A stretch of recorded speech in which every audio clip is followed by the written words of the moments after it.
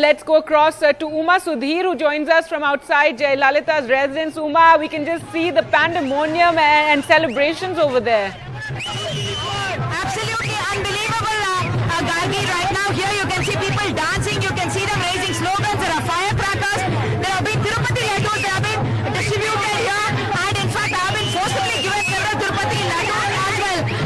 These are women who are in fact going to be. They are celebrating, as you can see, this chain of the Jayalalitha. All of them hoping that now Jayalalitha will come back and sit in the chief minister's chair as well. Roma Santosha, yeah, so happy. I already told no because it's hard. Let me meet the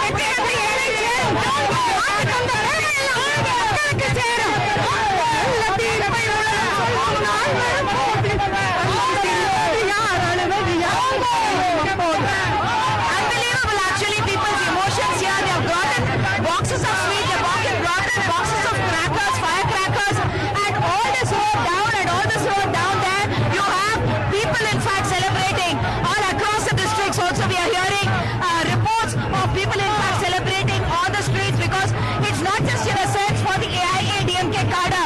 In a sense, I would think, Gargi, it is also a relief for the people of Tamil Nadu, who for the last 7 months were in fact suffering because of the kind of administration coming to a standstill, with the chief minister not really occupying the chief minister's chair or even taking on his role as chief minister.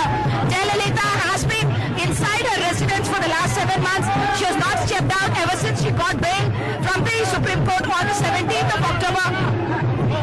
Ever since that time, in fact, she has not stepped out, and all her cadres and leaders are now hoping that she will come out and she will